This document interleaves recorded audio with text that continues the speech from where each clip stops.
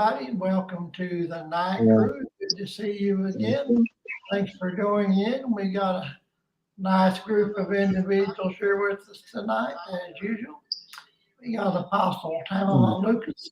We got Bob Gonzalez and Michael D. Landingham. Welcome. Glad to be here. Hello, Glad to everyone. be here, Steve. Always glad to see everybody. We got some great things to talk about tonight. So if you're ready, we will go ahead and get into it. First on the agenda, M&T customer says her paycheck didn't deposit. She's not the only one who didn't get paid. A longtime M&T bank customer was surprised to see their direct deposit funds delayed in their account without notice or explanation. Shelly expressed in a TikTok, which is over 1.1 million views, that she found this odd, as she banked with M&T for years.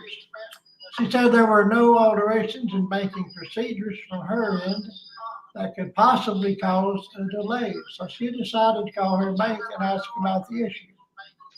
Through various phone calls with both her employer and her bank, she said she was told that the issue vaguely has something to do with the Federal Reserve. That no further clarification on the matter was provided by a bank representative. Her issue isn't an isolated incident either, as there have been reports of numerous banking customers who complained about not receiving their funds in a timely fashion. CNBC reported on the issue, writing that folks have been grappling with deposit delays at big banks. Now, this is something that I have experienced myself. This past time, my Social Security check came about 3 days late, and it caused me a little concern. And this here is what can happen anytime or all the time if we get a cashless society and we don't use money anymore. I mean, this kind of thing could really blow up, and you think you got plenty of money in the bank and you may not have any. If the bank says you don't have any, then when you can't use cash, what do you do? So it's not good. And by the way, I hear somebody's TV or radio or something, so you might want to do something with that if you don't mind. And Somebody's listening to your show with the echo. So apparently. Hello, Angela. Somebody's listening to your show with the echo. So How you doing, Angela? I'm doing fine. How are you?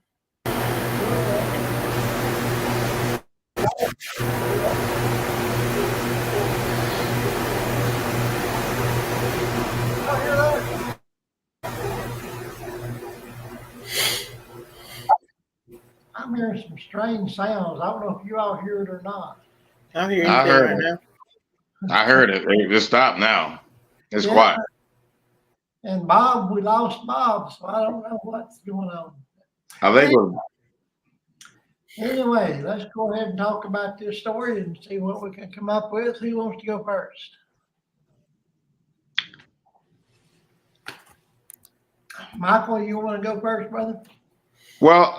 I would say that not too much aware of this story, but overall, it links to other similar stories with other Americans who are getting shortchanged. The rich are getting richer, and the poor are getting screwed. And that's got to change overall. And that person and others should be having some restitution of the work that they put in, and for them to get paid equally, and even back pay, even get paid for the problems that ensued. So probably had to pay rent and then couldn't pay it at the time, and got to pay interest on it. You know what I'm saying? So it's so many variables with that. And I think we're supposed to be the richest country in the world, and you have all these companies and everything that makes multi-millions and billions of dollars of profit every year. And you telling me you can't afford to pay all of us that help contribute to your riches to make sure that we're cool and living at a livable wage, and you can't do that, then something has to change on that front. So all what that story connects with millions of Americans across the board, and Yeah, something got to change for that. yeah.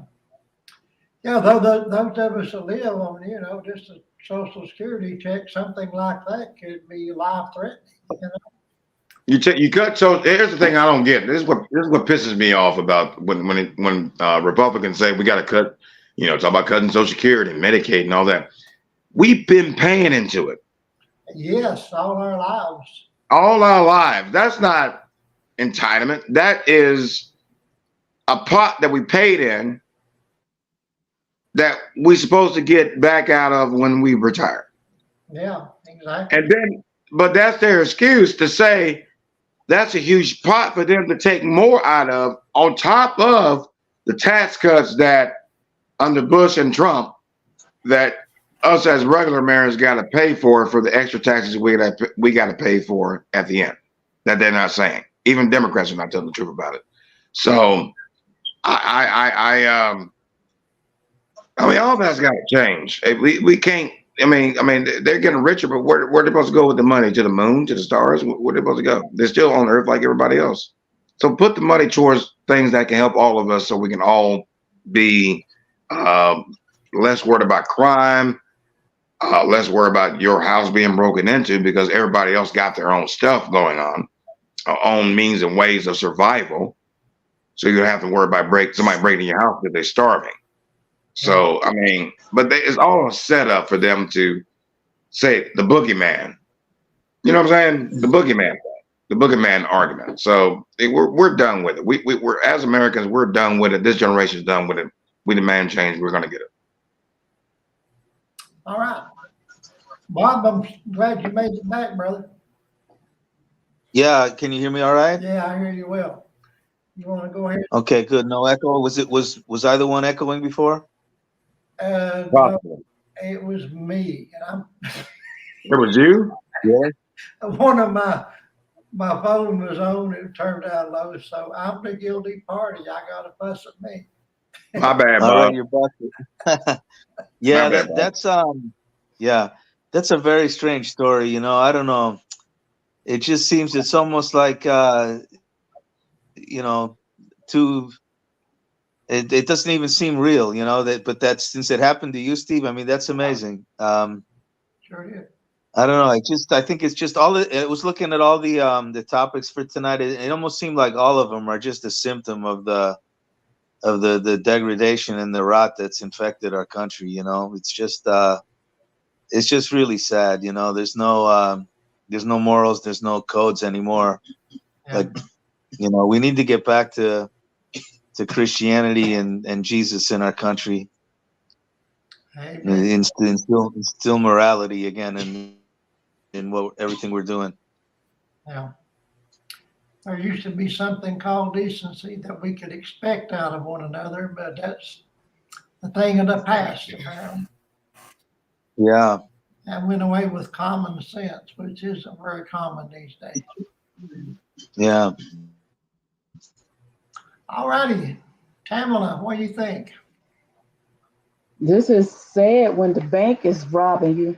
And I've been at jobs where they didn't put the money in the bank. You get direct deposit, and they say, okay, your money gonna be there, and everybody waiting. Then you go back, your money supposed to be there that Friday. You go back to work on Monday, and where our money at? Oh, we sorry. Then they start blaming everybody. Well, it's HR, and the HR people blame, no, it's so-and-so. Okay, we don't care who did it. We want our money, just like you want your money. You want to get paid. Yeah. You want us to show up. You want us to work. Where I pay at? And so I've been being the educator and the teacher. I've been in many jobs where we had to wait because somebody didn't deposit the money. But this is a bank. So it's like You already robbing us with late fees and overdraft fees. You got all different kind of fees. They even charge you $5 a month when they send out your bank statement. And if they send anything out to you, they charging you $5. And I was like, wait a minute, y'all getting paid for every little thing. Yeah. Like, it's ridiculous. So why is you robbing people when you already know that the government is going to bail you out? So give people their money. That's what I'd say. Yeah. Angela?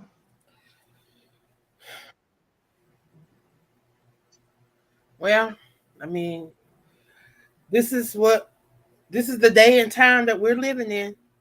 Everything is going digital.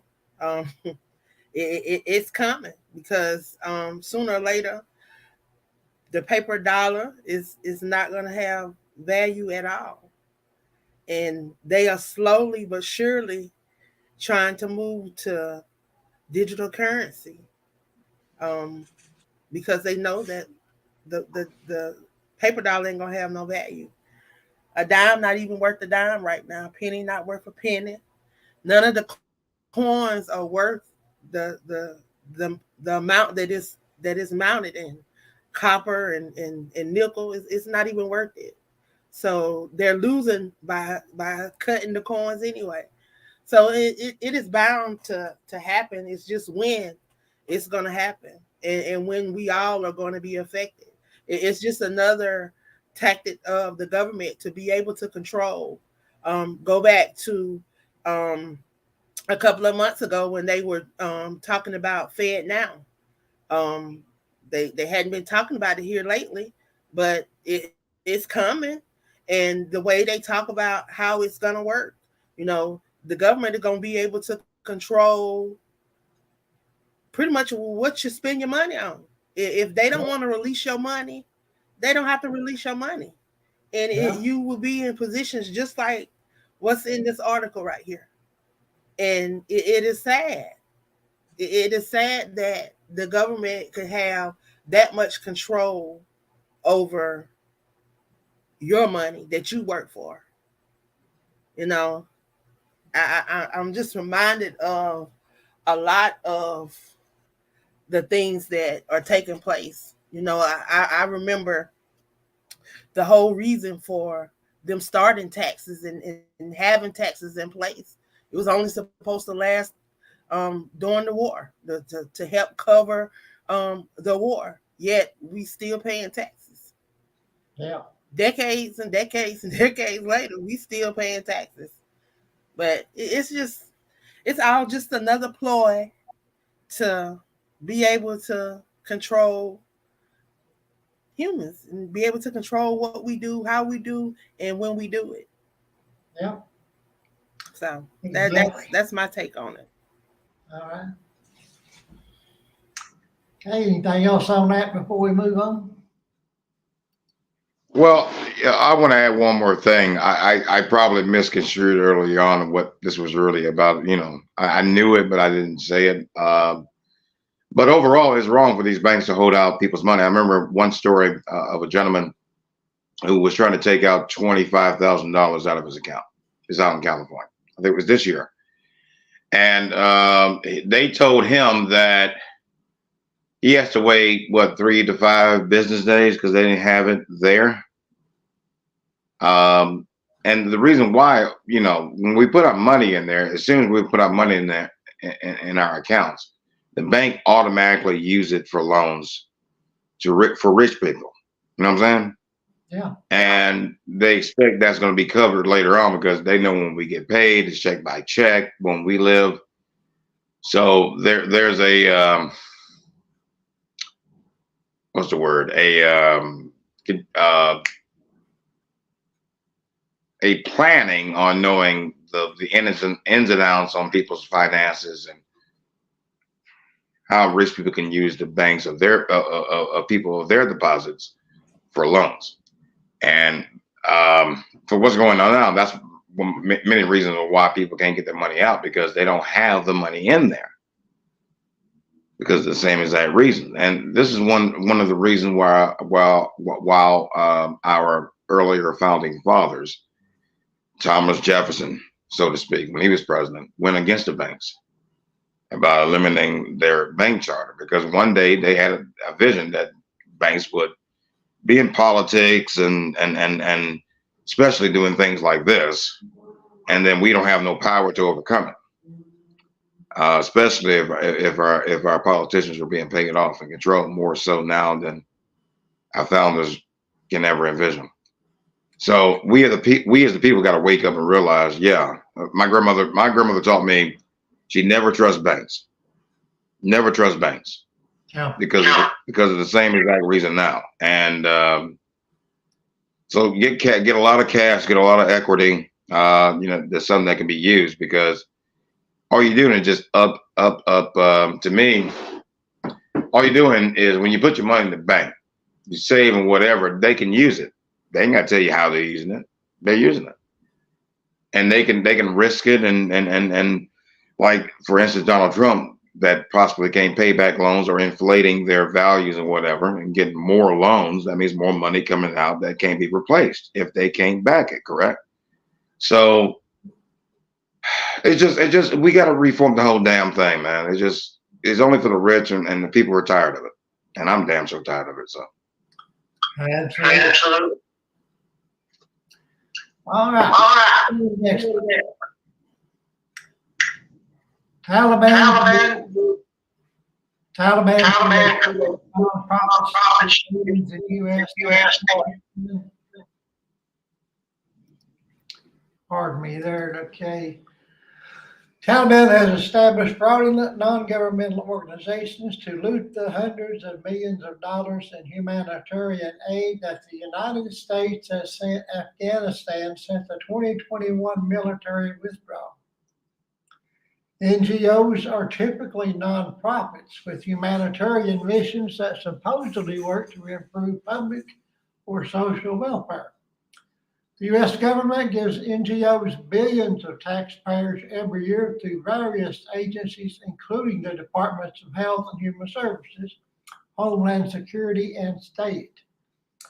Prior to the Biden administration's abrupt military withdrawal, the U.S. invested $1.3 billion on education-related programming in Afghanistan, and reportedly it contributed to significant improvements in the Muslim nation's education system.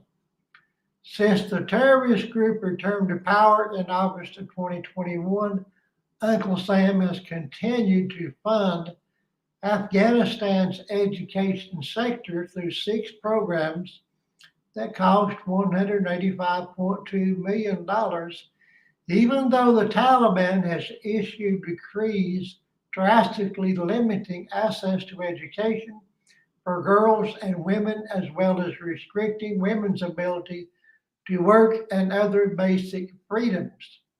Nevertheless, the American taxpayer dollars keep flowing. In fiscal year 2023, which ended in September, the U.S. sent Taliban-ruled Afghanistan over $566 million in humanitarian assistance.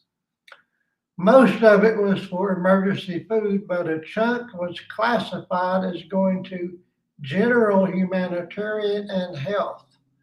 More than $15 million went to a cause that is labeled redacted in the government records.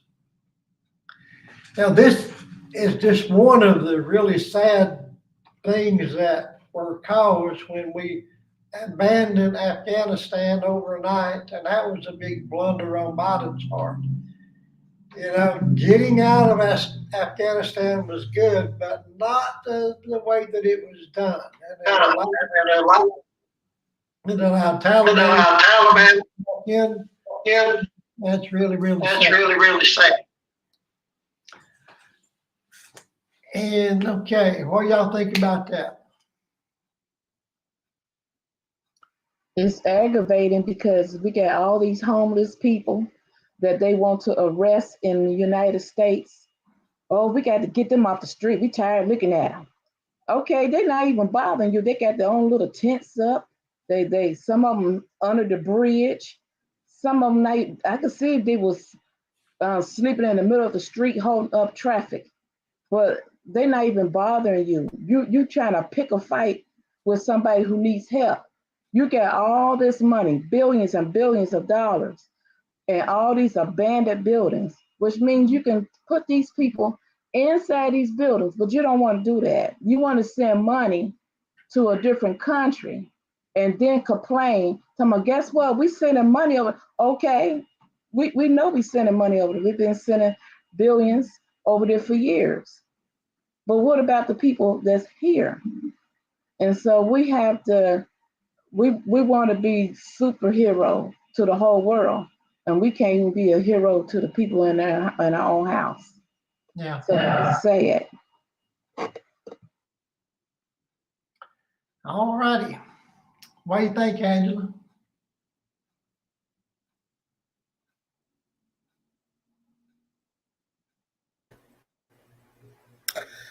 I think it's sad. Like Apostle say, there's a lot of people homeless around here, and I was watching, I think I was watching YouTube or something on YouTube. There's a city in Texas that is making all of they evicting everybody. They evicting everybody. If you don't own the land, you can own the building, the house or whatever, own the land, and if you can't afford to move it, then it's being destroyed and you are being stuck with nothing. There's a young lady, well, not a young lady, she's an elderly lady, that she is fighting to survive. Really, she's trying to fight to get back from this stroke that she had, and now she's having to fight the city, Texas City, because they trying to evict everybody. And they literally, if you cannot afford to move, they don't care how old the house is, how new the house is, they are destroying it, they are demolishing it. You look on miles and miles where they have demolished homes. Why are you doing this when there are so many homeless people around here? Like it just amazed me at what the government is doing and how they just do stuff. Yeah. But it's sad. That's all I got to say. Yeah, that reminds Much me of the prayer. situation here in my hometown. We got so many empty buildings. And a lot of them are big buildings, like used to be Walmart or Kmart or something like that. And I think of all the homeless people we have around here, one of those huge buildings could take in all the homeless people in town with plenty of room left over. And they're just sitting there, nothing, they're doing nothing. So that's what burns me up. So, yeah, I know It's crazy because every time you turn around, the government, it seems like the government is giving these different cities and states money to do something for the homeless. I remember out in California during the pandemic, they really looked out for their homeless people. They came up with RVs. They got RVs. They park RVs in different locations. Were able to put their people in these RVs. They've even some places have started with the tiny houses. But I remember when Atlanta hosted the basketball tournament.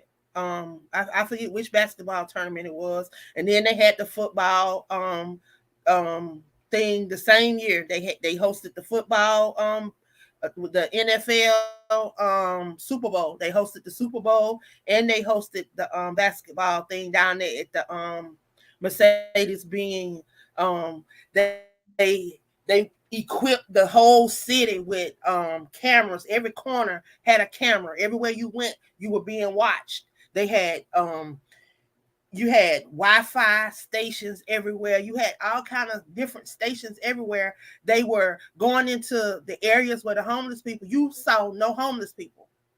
They took all the homeless people, who still to this day, we don't know what they did with all those homeless people.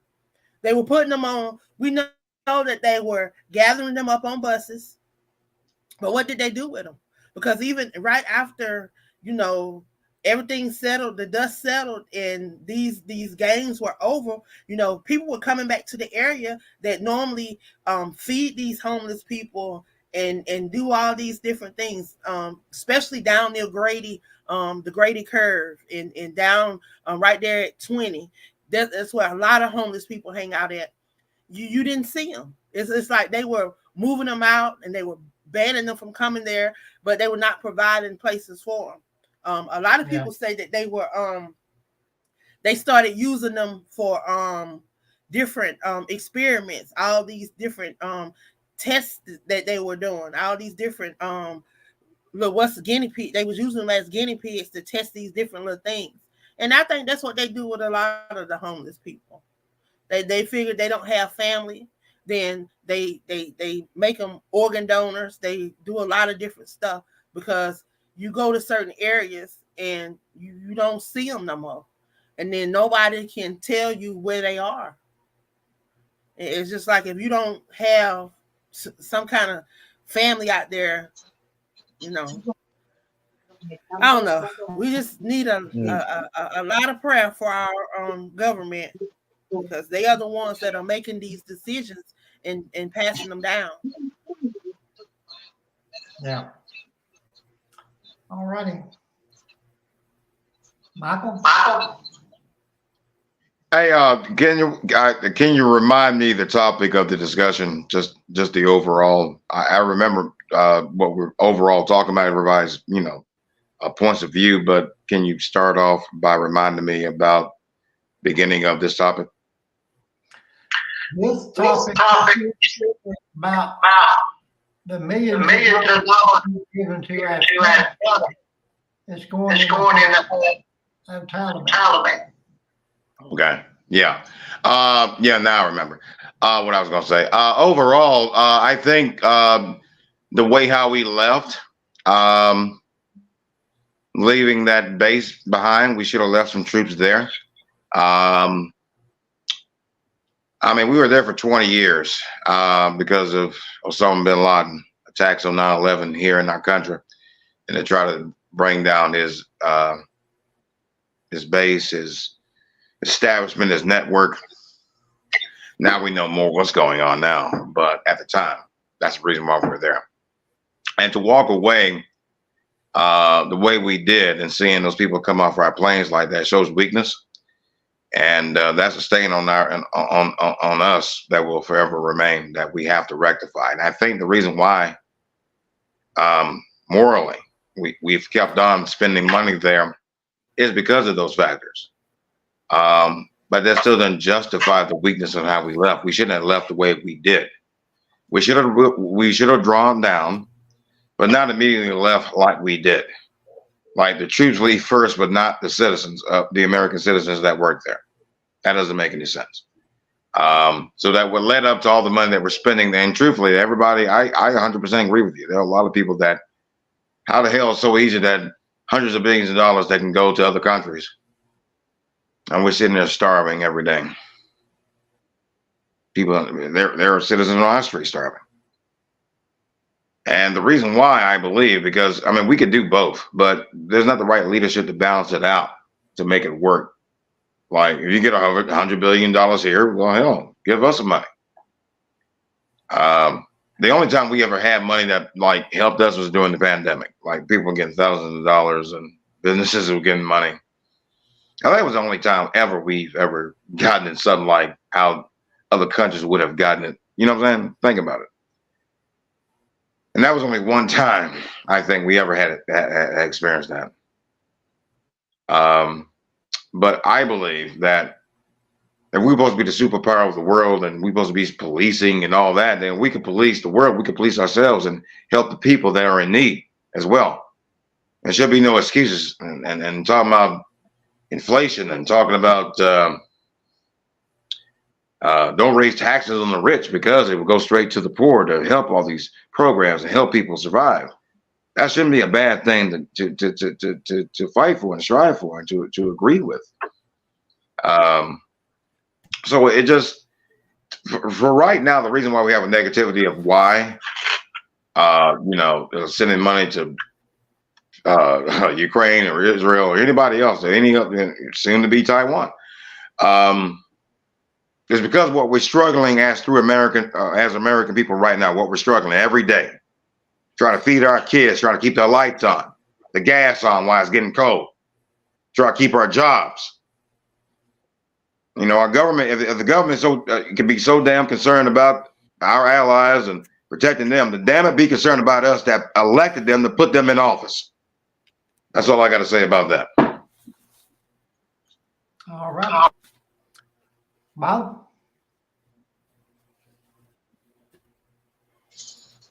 Yeah.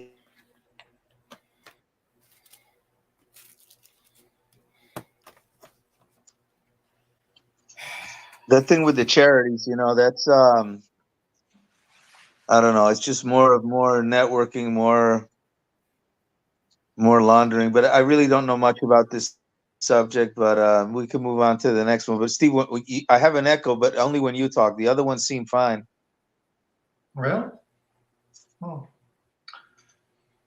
Yeah, that's why I had to switch out before because I was. Yeah.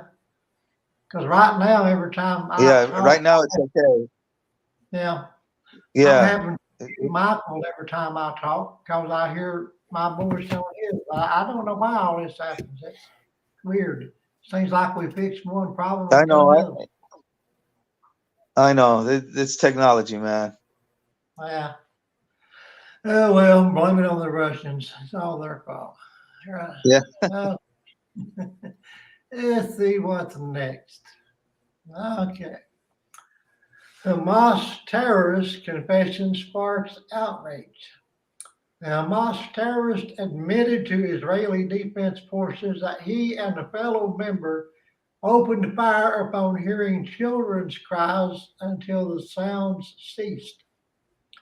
This news comes in a wave of criticism towards Vice President Kamala Harris, who recently announced the country's first national strategy to counter Islamophobia. This announcement has drawn ire due to its timing, coming just weeks after the Hamas terrorist attack on Israel. Harris stated that taking on hate is a national priority, as she unveiled the White House's plan to combat a surge of hate in America. However, the timing of this post was met with immediate backlash on social media, with many users highlighting the recent increase in hate crimes against Jewish people. The White House has responded to these criticisms by outlining several steps the administration has taken to combat anti-Semitism in the past month. These include engaging with college campus law enforcement and updating the intake process for discrimination complaints under Title VI of the 1964 Civil Rights Act.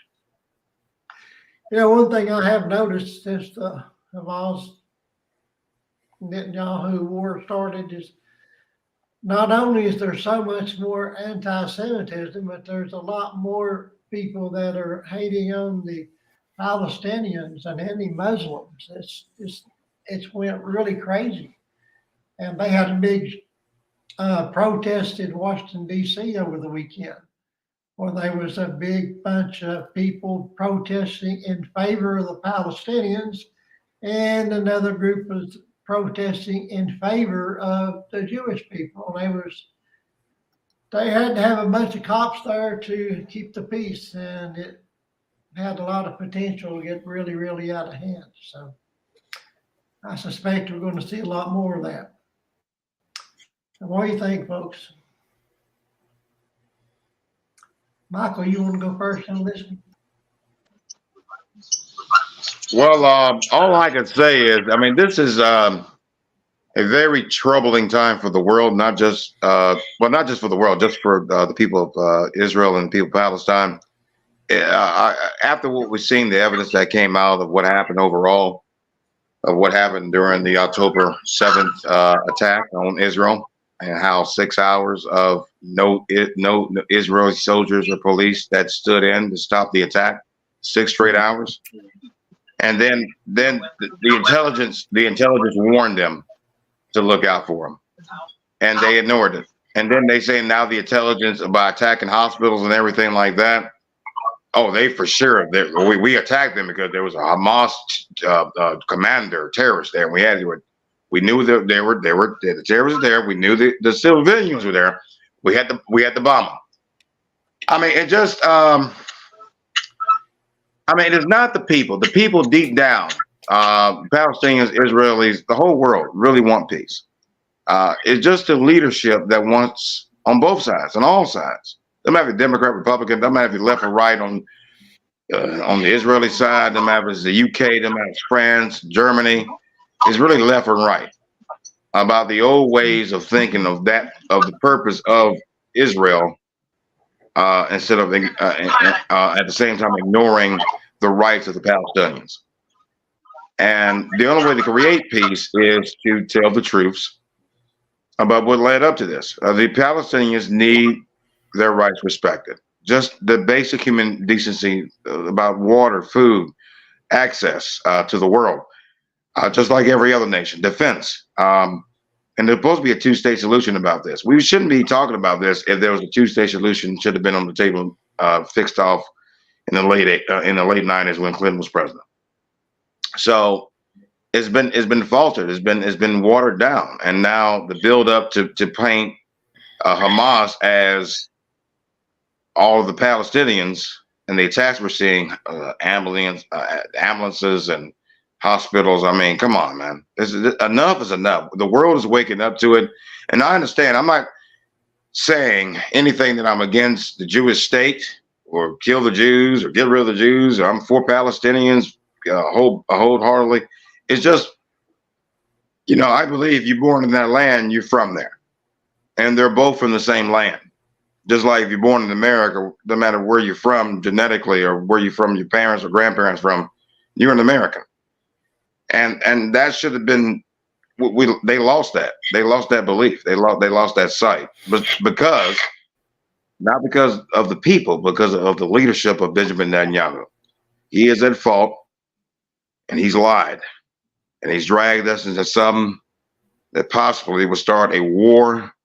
It's up to him. He can launch a nuke at Damascus, and you know what I'm saying, and Syria, because he's already bombing Lebanon. He's already bombing Syria way before the attack happened. So, all this has to stop.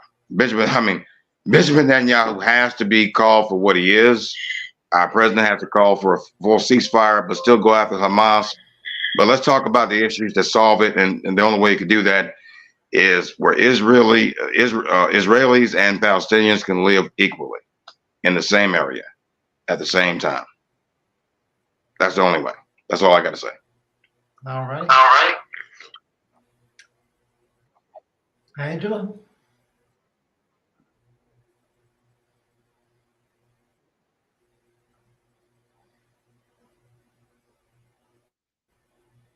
Angela? I think a lot of people got their hands in this, and a lot of people hands not clean. So it's just a lot of people responsible for a lot of stuff right now. So I think we need to stop pointing the finger at everybody, and people need to own up to their part. Because a lot of people got their hands in this, and nobody's hands is clean. But we pointing fingers. That's all I'm gonna say on this. All right. Pamela? I was looking at the first two sentences and it just made me sick.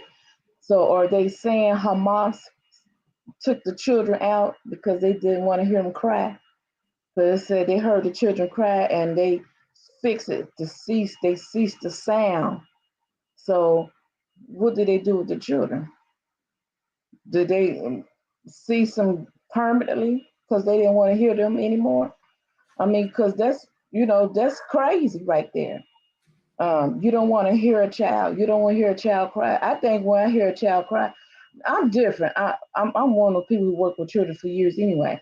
When I hear a child cry, to me, it's just amazing to me. And It just the magnificent how God had created us, and hear this little person crying, and that's life. That's how I see it. But some people, when they hear a child cry, it gets on their last nerve. They be like, "Shut up, be quiet." Oh, you get on my nerves. You make me sick, and I mean, it really bugs them. But that's how I'm looking at. I'm looking at it like that. And then I was thinking about what Michael had said. Uh, when I look at the Palestinians and the Israelites, I look at them as brothers because they are brothers. Because Abraham, when he had a child by Hagar, who was a Muslim, they had Ishmael. And then he had a baby by Sarah, and that's when Israel came. So they actually are brothers. You know, they just fight. The enemy, he likes to come up with dumb stuff. They are brothers, and they fighting over land that is both of theirs. I mean, it's your land. This land is both of their land, but because you Muslim, okay, you got the same daddy. So they fighting over something that is just ridiculous to me because, but that's how we do. We fight anything. We fight anything. I don't like you because your eyes slanted. I don't like you because you got a big forehead. I don't like you because your legs long. I don't like you because you got 6 fingers. I mean, we find things to be upset about, and Yeah, it's just stupid. yeah, I agree. Well, looks like we lost Bob again, so maybe he'll make it back in a minute. All righty, what's next? This is a scary story here also. Teens exploited by fake nudes illustrate threat of unregulated AI. A phone, a few photos, and artificial intelligence have stirred controversy and shattered the privacy of several teens at a New Jersey high school after they learned that nude images of them created via AI were circulated in group chats. The incident is a poignant example of the threats that come with unregulated, expanding artificial intelligence access, experts told Axios. Some teen girls at Westfield High School in New Jersey learned last month that fake nude images of them were shared among other students.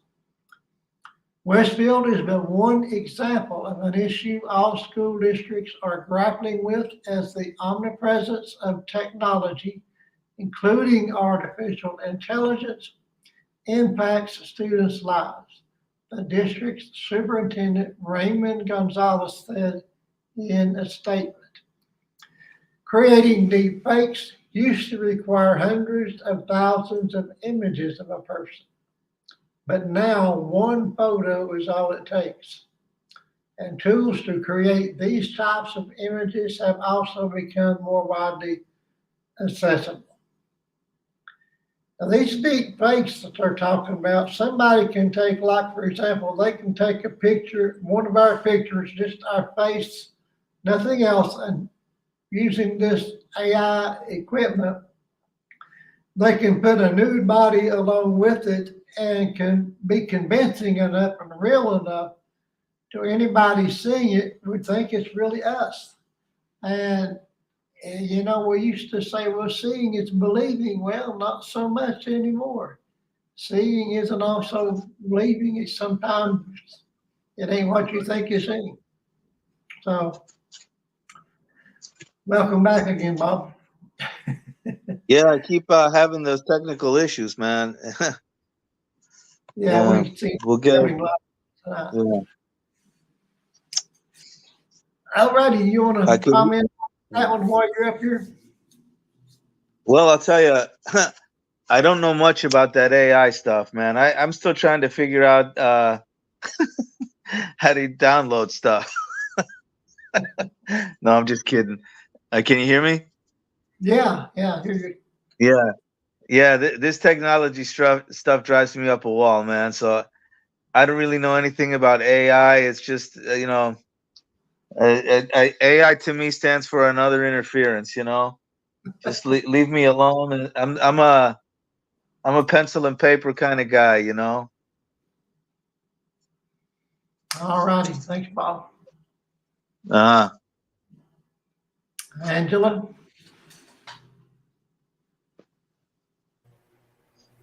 Well, I love I love using the AI. When used properly, it can be an amazing tool.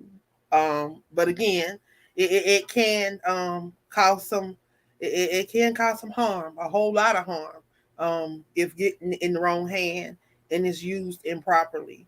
Um, I tell you, if you feed it the right information, it'll give you some great information back in the form of some great content. But it's all about the person that is using it, and that's with anything. It is all about the person that's using in their intent, because just about everything that we have could be used for good. We often see these scammers on social media, the gifts and the talents that these scammers have to scam. If they used it for the right thing, just imagine the impact that they would have if they Uh, weren't scamming. So that's what that's my opinion about the AI. I think if in the right hands and used properly, it can be a great tool. But then again, it can be a threat if not used right. Yeah, So that's I my agree. take. There's a lot of applications that And are I'm good. gonna have to jump off. Oh, okay. Well, I hate to see you go, but you have a nice evening.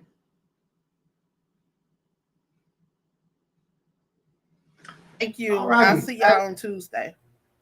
Okay, see you then. Bye-bye. Pamela? This is horrible because mental health and mental illness is on a high. People, they are so upset right now. Everything gets on everybody's nerve. And to do this to somebody, you're not just damaging them and embarrassing them. You're damaging them mentally too, emotionally, because you don't know what they might do to themselves. Because here it is, they're saying, "This is not me. This is not me," and other people say, "But this is you because this is your face."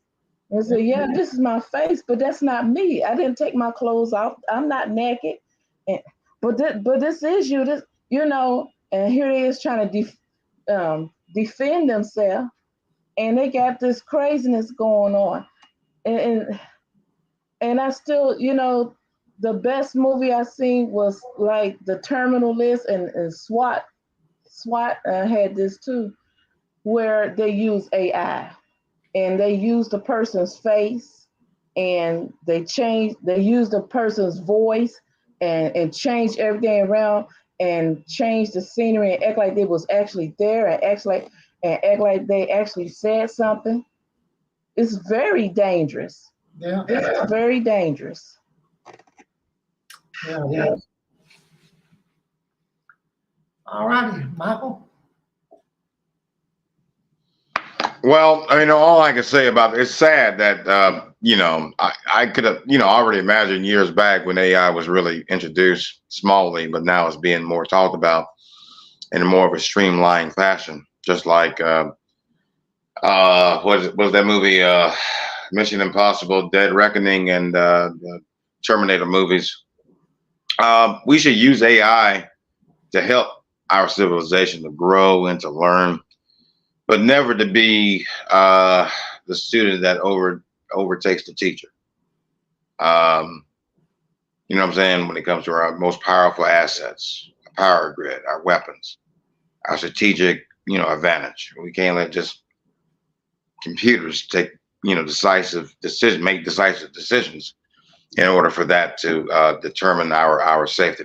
I just think that to a limit for right now, AI should be kept at bay.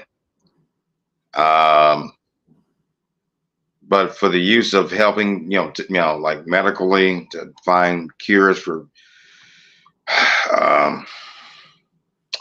cancer or whatever else, we've been trying to figure out how to fix or how to cure. That should be used for that. But for this evil, it's about naked kids in school and all that. No, I mean, like I said, everything that's new that comes out, great things come out of it, but also bad things can be used for it. So we just got to fight to erase that fact out of it. Yeah. All right.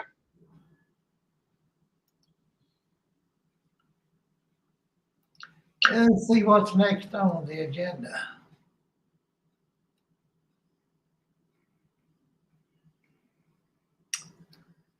Hamas terrorists disguised as civilians attempt to evacuate Gaza. Hamas, the terrorist group controlling the Gaza Strip, has been attempting to sneak its militants out of the area disguised as evacuating civilians. This audacious move has complicated evacuation efforts that began after a terrorist attack on Israel on October 7th. The revelation has further strained the already tense situation, with the United States and its partners now discussing the deployment of foreign troops to serve as peacekeepers in Gaza. The aim is to stabilize the region and prevent further violence. Israel has allowed Palestinians access to a key highway in the Gaza Strip for evacuation purposes. However, the window for this evacuation has now closed, and refugees are being urged to move southwards away from the areas of conflict. I kind of figured this might happen, once they start letting people out of Gaza going into Egypt, and now Hamas is trying to sneak across with them, which is going to cause them to close that border again. And Netanyahu is definitely against any kind of ceasefire or pause for humanitarian purposes or anything. So there's no good end I see coming to all this. There's no good end. What do you think, Tamala? A little leaven leavens a whole lump. You got an apple full of, you got a bag of apples. All you need is one spoiled apple to spoil all the apples. And this is why Egypt was hesitant in helping, because they didn't want their door to be open where Hamas will run in. Here it is, they trying to help the Palestinians, and they weren't trying to help Hamas. And that was the hesitation, like, we want to help. The trucks here, the food here, the supplies here, everything that they need is sitting right here in these trucks. But if we open the border and we're trying to help those who really need the help, but here come the bad people, it's like, come on now. So here it is trying to play undercover, but they don't want that mess in Egypt. Egypt don't want to be fighting right now. They're just trying to help. So this is just, it's sad. And now these people got to suffer because Hamas wants to play games. Yeah. All righty, Michael. Well, the intelligence, again, how do they know? I mean, common sense would say they would try to get away under that format to get to Egypt. But how do they really know? How did Israel really know if they didn't know or ignored the October 7th attack? So again, under that format, how I'm thinking, the questions are valid, what you're asking. But there are more bigger questions that need to be answered before those questions you're asking need to be answered as well. I just, when I hear about humanitarian aid to Gaza, right, to the people. First thing I hear is after that they're saying that Hamas is going to steal the convoys and take it for themselves and whatnot. As a fear tactic not to even send it in the first place, correct? That's mainly, could be true, it could be false, it could be made up, but mainly saying those words, saying that sentence is pretty much a fear. I just don't believe overall what's going on. I mean, I believe that people were killed, people were threatened that shouldn't have been threatened and got killed. I believe that was wrong. There's no justification about that. I just don't believe, it just doesn't feel right. Like you got attacked and then, and then how you just attack hospitals and attack, refugee camps and ambulances and then justify and say at first, no, but yeah, we did it. We could, but we did. It's something else going on. And I just believe that the Palestinian people and the Israeli people need to find a common way of peace. You have Iran. The only reason Iran is mad at Israel is because of how they treat the Palestinians. That's it. If they had a way of a two-state solution, they wouldn't be arguing right now. They wouldn't even hate Israel. It's just as simple as that. I mean, but Israel, the government of Israel, is expecting the world to accepting that it's okay to do what they're doing to these people, like back then. But now the world's changed. We're waking up to see the real truth of what's going on. But we got to have Americans step up and call out Benjamin Netanyahu to say, look, stop all the bombing. Go in there with your special forces and find Hamas and kill them. But find a way to get to release the hostages and find a way for peace, because the continuation of this is going to cause us to a world war that we don't want to be a part of. That's just my thought about it. All right. Okay, that brings us to our last story. And this article is, it's beyond disgusting. And I even debated on whether or not I wanted to talk about it because it is so disgusting. But I decided to go ahead and talk about it because it's something that people need to know about, especially people with kids in school. So here we go. A New Jersey school janitor charged with endangering child welfare and food tampering. A janitor at an elementary school in New Jersey is facing multiple charges, including endangering the welfare of a child. The accused, 25-year-old Giovanni Impellizzeri, allegedly posted videos of himself performing obscene acts, including masturbating and urinating on cafeteria bowls and spitting on food that was subsequently served to children at the Elizabeth Moore School. According to an affidavit, Impellizzeri contaminated food and utensils at the school with saliva, urine, and feces. The incriminating footage was posted on Telegram, a social media platform, leading to his arrest on Tuesday after a user reported the disturbing content to the police. The affidavit further details that Impellizzeri performed sex acts with items from the school and engaged in actions that put the students' well-being at risk. This included wiping his private parts and anus with various utensils and items from the school. The video also allegedly shows him masturbating and urinating on pillows and kitchen bowls. and spraying bleach into a container of cucumbers that was later served to the children.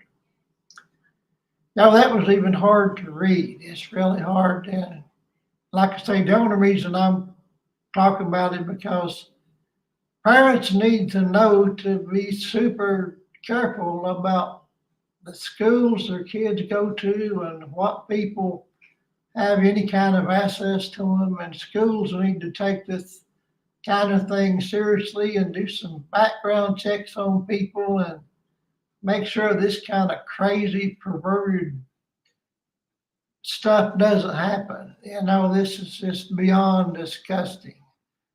So, I don't know. What do you think about that? Emily, you want to go first on that one? I just don't understand. I understand now because after the pandemic, a lot of teachers have left and they just letting anybody come in now because they actually just need a babysitter because the real educators have left.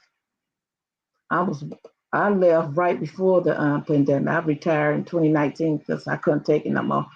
But I left right before it started. But I had to go through the 3rd degree just to become an educator, you know? It wasn't easy to become one. You had to make sure you had a degree. You had to go through the Ohio Department of Education. You had to get a background check. You had everything. Go to the police, get your hand scanned, wait so many days. And I'm trying to figure out how's they, but then, you know, I want to say, how is this possible? But it is possible now because now they just hire anybody because you don't need it. You don't need a degree. You don't need anything. They just need babysitters. They need somebody to come in and make sure the children stay in the classroom. But before then, it was hard to become a teacher. I mean, they gave you the 3rd degree. You couldn't just walk in and you had to prove who you were. You had to make sure you had all your ducks in a row. If you did, oh, I'm sorry, ma'am, we can't hire you until you get all this. I had to make sure all my stuff was turned in before I got hired. But now, not anymore. Anybody, you don't even need a education degree anymore. Anybody can just go in. Because they are so desperate in need of somebody to be in the classroom. And it's sad because this is what we're going to get. This is not going to be the first or the last because you're going to have all different kind of crazies that's going to come in and try to hurt our children. And it's sad. It is so sad because our children, they looking towards adults to guide and protect and watch over them and make sure they get to the next level. And now they have to not just worry about bullying, but then they have to worry about, is my food going to be contaminated? You know, that is so disgusting. Yeah. So this is luck. Yeah. All right. Thanks, Tamara. Michael? Yeah, I'll be short and sour on this one because this is just terrible. A trusted person that worked around children, his fluids and his whatever. I want to bring it up. God bless you, sir, for telling that story. I know it was hard for you to tell, but oh my God, it was hard for me to hear. I've heard some weird stories, but Jesus, that's just beyond. And you're right, Pamela, that Angela, that overall that it's like they hire anybody because of the lack of qualified people that would take those jobs, even the cut in pay. And now they're just accepting anybody without the background checks and just hope to God they'll be all right. But now we see, like, man, our children are in mortal danger. And I mean, just imagine this is just the one we know about. Just imagine how many more there are out there. Yeah. That hasn't slipped yet. So instead of just praying for the kids that already been caught up, we need to pray for the kids that have been caught up, but we don't know of right now. And then we gotta have a government that cares about our children and their futures and their education and their protection. Because that right there is that just disgusts me. I mean, I was having stomach problems before I got on. That's why I was late. Now, when you told that story, that kind of just got my stomach bubbling. I swear, I'm very sensitive on those things. When it comes to kids, I'm very sensitive. That makes me mad as well, too. I'm sorry. Wow. Okay. I mean, they got the guy. I mean, the guy's got, right? He's in jail and everything, right? Well, he was arrested. Yeah. Now, They better give him the damn mountain. Something. Jesus. now, in a room somewhere with a bunch of parents and let them deal some justice to him, right?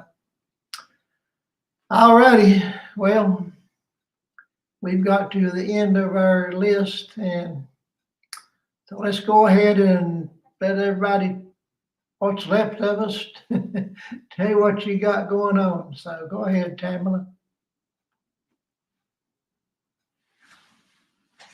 Okay. I have an outreach ministry called Come Home, Stop Talking About It. We're here to help people the best way we can. We're not a multi-millionaire ministry. You know, sometimes people get ridiculous when they ask for help, but we help the best way that we can. And also, I'm an author of various books. I have a book called Pumpy, You Are Loved. It's about my mom. I also have a children's book. You probably can't see it. But it's called, one is called Salisa, You Are Loved. And then we have here goes Salisa, You Are Loved. That's one of my children's books. Then we got my other children's book. It talks about the sun, you know, the days of the week. Is called How I Feel on Any Given Day. So that's the days of the week. And so I have a religious book called The Godhead. And I also have another religious book called Amazing Bible Study Workbook. And I'm working on a reference book. The reference book is finished, but I want to change the format. I am a gospel singer, and I do have some gospel songs that's already copyrighted, but I only have one single out, and that's called When I Was Nothing, God Loved Me. And I appreciate you allow me to be here, and I thank you very much. All right, thank you. Michael? Well, again, thank you, Steve, for allowing me to be on your show. Sorry, I kind of sound hoarse 'cause I've been yelling during the game, so for the Browns. So, but great discussion, great conversation we had, great topics to bring up. My name is Michael D. Landingham. I am a candidate for the presidency of these United States of America for 2024, the people's candidate for the people's justice. To keep it short and sweet, just Google my name, Michael D. Landingham for president. You'll see three things. Number one, my website that can show what really happened during the 2020 election when I was threatened by the former president, Donald J. Trump. Also, the second thing you will see is my $2 billion federal lawsuit under the Freedom of Information Act of the cover-up of what happened now under Joe Biden. I'm suing his Justice Department. Number three, you also see with my story, my case, and who I am and why I'm running for president will be the new awakening of the American spirit. Find new ways to come together and coexist in order to solve our problems that we desperately need to fix. Not for just us, but for the world. I just asked for y'all to Google my name. Everything should be displayed. You have any other questions, just contact me at landingham2020@gmail.com. Our campaign number is area code 216-703-2177. Go Browns. Stay blessed, America, and take care. Thanks, Michael.